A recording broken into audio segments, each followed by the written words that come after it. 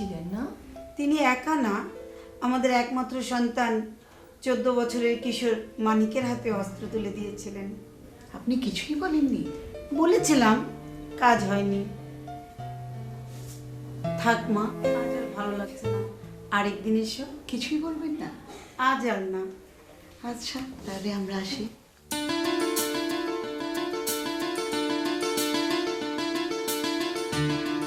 খালাম্মা, আবার ফরেনার সাংবাদিক আইছে।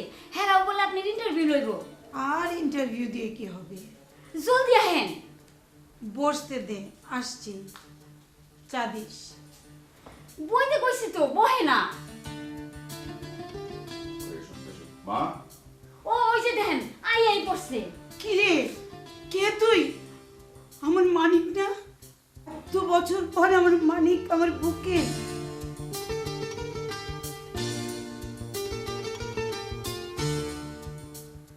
তোমরা যেখানে সাধ চলে যাও, আমি এই বাংলার পারে রয়ে যাব। দেখিব কাঁঠাল পাতা ঝরিতেছে ভোরের বাতাসে, দেখিব খয়েরি দানা শালিখের সন্ধ্যায় হিম হয়ে আসে। ধবল রোমের নিচে তাহার হলুদ ঠ্যাং ঘাসে অন্ধকারে নেচে চলে, একবার দুইবার। তারপর হঠাৎ তাহারে বনের হিজল গাছ ডাক দিয়ে নিয়ে যায় হৃদয়ের পাশে। দেখিব মেয়েলি হাত সকরুণ, সাদা শাখা ধূসর বাতাসে শঙ্খের মতো কাঁদে। সন্ধ্যায় দাঁড়ালো সে পুকুরের ধারে, খইরঙা হাঁসটিরে নিয়ে যাবে যেন কোন কাহিনীর দেশে। কি দেখছো তুমি? এটা তো একটা অচল ঘড়ি। কৃষ্টি, এটা কি শুধুই একটা ঘড়ি? আমি তো শুধু ঘড়ি দেখছি না, এই ঘড়ির যে মানচিত্রটা, সেটা হচ্ছে বাংলাদেশের মানচিত্র। আমি দেখছি এই মানচিত্রটাকে, এই মানচিত্রের জন্যে কত আত্মত্যাগ, কত সংগ্রাম, কত লড়াই এই বাঙালির। আমি ভাবছি সে কথা। আমি জানতাম তুমি এই কথাটাই বলবে। ও, তুমি জানতে যে আমি এই কথাটাই বলবো? তাহলে তুমি বলো তো, এরপরে আমি কি বলবো? কবিতা বলবে। বলবে তুমি কেন বলো না গো। কবির নাম? অনেক কঠিন নাম, মনে রাখতে পারছি না। এই বলো। জীব কি জানি, জীবন আনন্দ দাস। সেই। আর কবিতার নাম তুমি কেন বহুদূরে। তুমি কেন বহুদূরে, ঢের দূরে, আরো দূরে, নক্ষত্রের অস্পষ্ট আকাশ। তুমি কেন পৃথিবীর ভিড়ে এসে বলো না গো একটিও কথা।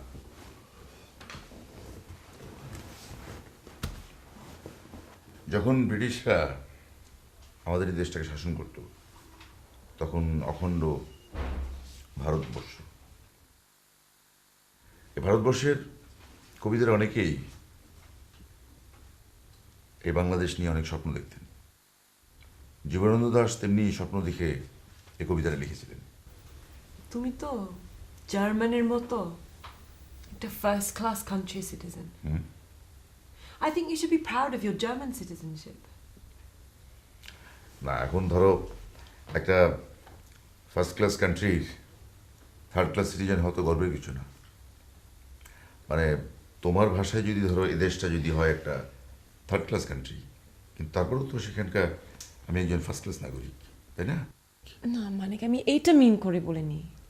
তুমি কষ্ট পাবি জানলে। না না, আমি একটু কষ্ট পাইনি, আমি জাস্ট আমার ফিলিংসটার কথা বলছি। ধরো এ দেশটায় আমার জন্ম হয়েছে, এদেশের মাটিতে আমি বড় হয়েছি, এদেশের মাটিকে ভালোবাসি, মাটির গন্ধ শুকে বড় হয়েছি। এখানকার মাটি আর মায়ের মধ্যে আমি কোনো পার্থক্য খুঁজে পাই না। আর তাই তো আমি বলতে পারি, বাংলার মুখ আমি দেখিয়াছি, তাই আমি পৃথিবীর রূপ খুঁজিতে যাই না আর। অন্ধকারে জেগে উঠে ডুমুরের গাছে চেয়ে দেখি ছাতার মতো বড় পাতাটির নিচে বসে আছে ভোরের দোয়েল পাখি। চারিদিকে চেয়ে দেখি পল্লবের স্তূপ, জাম বট কাঁঠালের হিজলের অসথের করে আছে চুপ। কিংবা আবার আসিব ফিরে এই ধানসিঁড়িটির তীরে এই বাংলায়।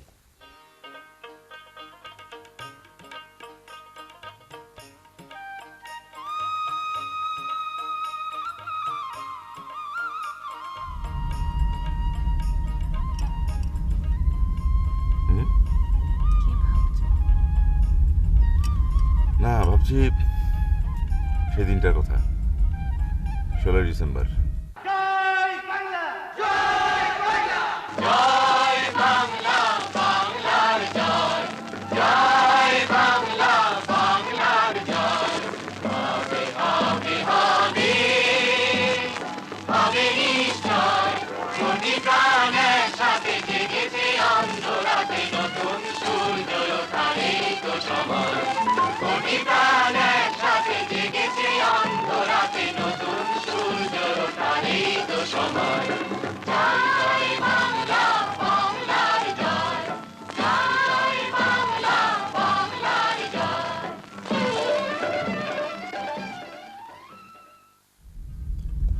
বিজয়ের শেষে সবাই যখন ঘরে ফিরে এলো, আমি ফিরতে পারলাম না।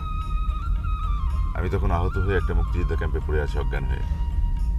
আমার মেরুদণ্ডে গুলি লেগেছিল।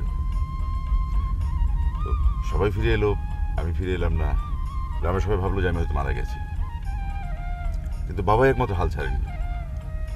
উনি আমাকে খুঁজে বের করলেন ঠিকই। জানো, আমি সেদিনই বাবাকে প্রথম শিশুর মতো কাঁদতে দেখেছিলাম। তারপরে তো লম্বা ঘটনা।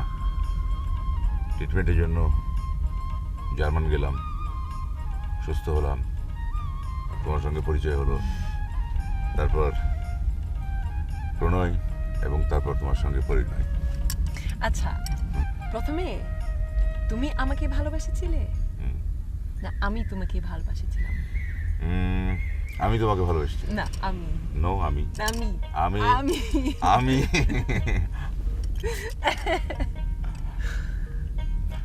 আচ্ছা, ওই তো আমরা তো কুমুদিনী কলেজের সামনে এসেছি। কুমুদিনী কলেজের সামনে, ওই সামনে বামে রাখবো বোধহয়।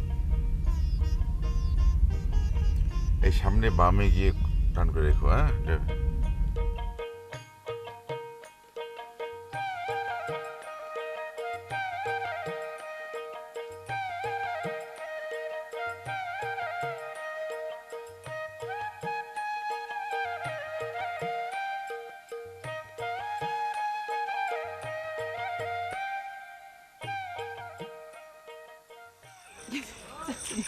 কৃষ্টি, আমরা কিন্তু এখন কুমুদিনী কলেজটা পার হয়ে ওই সূর্যের রাস্তায় চলেছি। মা, এই তো দেখছি পাকা রাস্তা। তুমি না বলেছিলে মাটির রাস্তা? শীতকালে হাঁটু পর্যন্ত ধুলে থাকে, আর বৃষ্টির সময় কাদা ভেঙেই তোমাদের গ্রামে যেতে হয়তো। হ্যাঁ, সেরকমই ছিল, কিন্তু আসলে বিবর্তন, সময়ের বিবর্তন। সময়ের বিবর্তনে সবকিছু বদলে যায়। মানে হয় না যে তোমাদের জার্মানিও হয়তো এরকম রাস্তা ছিল যেখানে শীতকালে ধরো হাঁটু পর্যন্ত ধুলো থাকতো, আবার বর্ষাকালে সেই রাস্তায় হয়তো বৃষ্টি হলে দেখা যেত সেই রাস্তা কর্দমাক্ত হয়ে গেছে।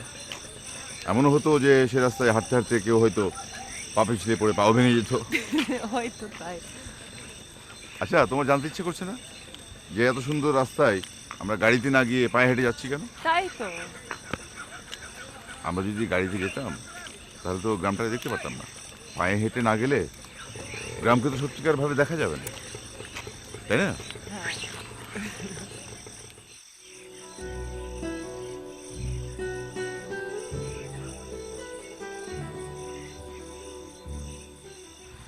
কৃষ্টি, বলো তো আমরা এখন কোথায় এসেছি? ঘারেন্দা হাটখোলা। বটগাছটা কত সুন্দর, তাই না? তুমি তুমি আসলেই আমাকে অনেক ভালোবাসো, নাহলে তুমি না দেখিয়ে আমার ভালো লাগা জায়গাগুলোকে চিনে ফেলেছো। আচ্ছা, তোমাদের গ্রামের রাস্তায় হুম। এত কম মানুষ কেন? আসলে গ্রামের মানুষ হচ্ছে পাখির মতো। পাখি যেমন সন্ধ্যায় ঘরে ফেরে, তারপর সকাল হলেই জেগে ওঠে, তারপর বেরিয়ে পড়ে, তো গ্রামটা হচ্ছে পাখির মতো।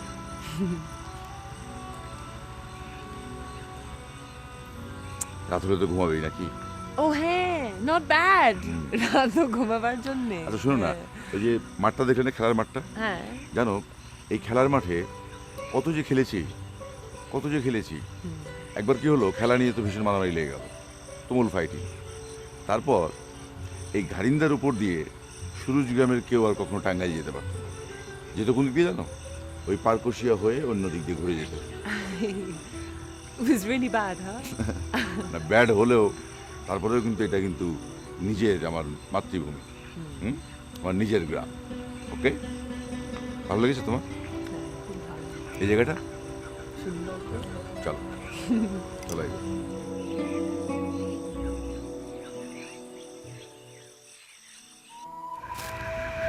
এত তো ঘুঘু দহ না? হ্যাঁ, আজকে তো ফুল মুন না, চাঁদ কোথায়? হ্যাঁ, কিন্তু আমার দুর্ভাগ্য, এই চাঁদটা আজকে মেঘে থেকে গেছে। আচ্ছা, ঘুঘু দহ সেই আম গাছটি কোথায়? আম গাছটা এই দিকটাই ছিল, কিন্তু এখন আর দেখছি না, মনে হয় কেউ কেটে ফেলেছে। কেন, আমি অনেকদিন গাছটাকে একই রকম দেখেছি, মানে বাড়েও না কমেও না।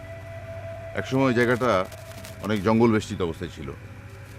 কেউ তো বলতো যে এখানে নাকি ভূত থাকে, আমি অবশ্য কখনো বিশ্বাস করতাম না। ভূত আমিও বিশ্বাস করি না, এটা মনের ভয় ছাড়া আর কিছু না। অ্যাবসলিউটলি।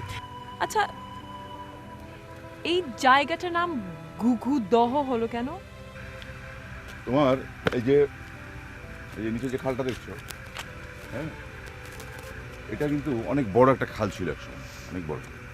মানে বর্ষার সময় অনেক পানি হতো, অথই পানি, আর সেই অথই পানির সঙ্গে অনেক বড় বড় ঢেউ, সব মিলিয়ে একটা ভয়াবহ অবস্থার সৃষ্টি হতো। এবং প্রতি বছর নৌকাডুবিতে অনেক মানুষ মারা যেত। এই যে পানির সঙ্গে যে স্রোতের যে ব্যাপারটা ঘটতো, সেটাকে বলা হতো দহ। আর এই যে এটা, এই ব্রিজটা যে দেখছো, এটা কিন্তু একটা সময় কাঠের ব্রিজ ছিল, কাঠের ব্রিজ, হ্যাঁ, উড ব্রিজ। এবং সেটা এমন একটা নড়বড়ে একটা ছিল যে বর্ষার সময় যে কোনো মানুষ যে কোনো সময় পড়ে যাওয়ার একটা সম্ভাবনা ছিল। কিন্তু আশ্চর্যের বিষয় হচ্ছে যে গ্রামের মানুষ এত সহজেই স্মুথলি পার হয়ে যেত, কখনো কোনো সমস্যা হতো না। এই জায়গাগুলোর কথা তোমার কাছে এতবার শুনেছি যে মনে হচ্ছে এইসব আমার অনেক দিনের চেনা, মনে হচ্ছে এটাই আমার দেশ। আমি সেই চোখ বন্ধ করে সাকু পার হওয়া গ্রামের মানুষ। তাই? So I love you. আসো আসো, দেখো নি, দেখো।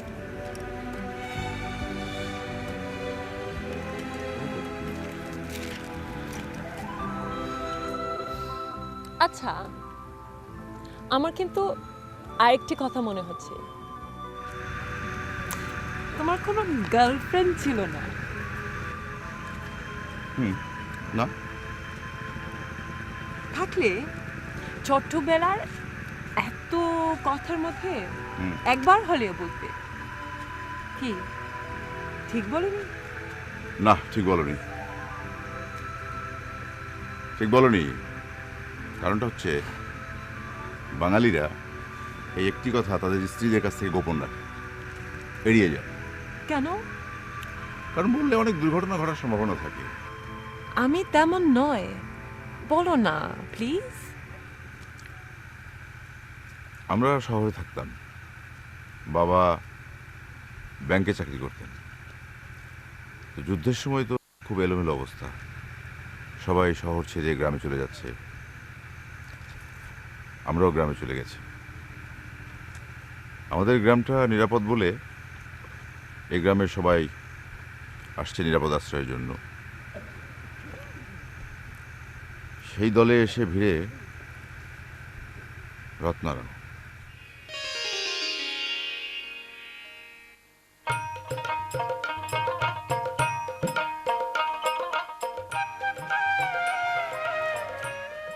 মানিক, এই মানিক, আচ্ছা ঠিক আছে আর যাই। এত তাড়াতাড়ি কেন? আরে একটু কাজ আছে। যা জলদি যা।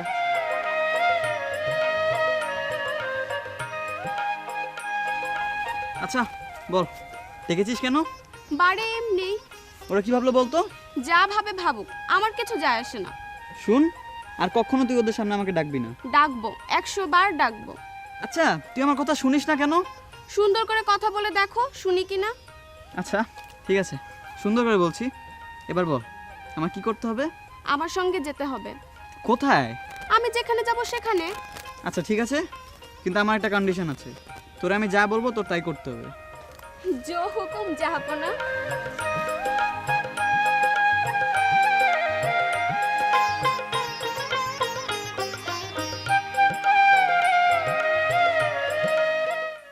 আকাশের ওই মিটি মিটি তারার সাথে ওই তোমরা কাজী নচ্ছার ছেলে, এই মেয়ে, দিনের বেলা আকাশের তারা দেখো না? চলো তোমার মায়ের কাছে, চলো। তারা রাত্রে দেখা যায় না, দিনে দেখা যায়। আজকে তোমার মায়ের কাছে নিয়ে দেখাই, চলো।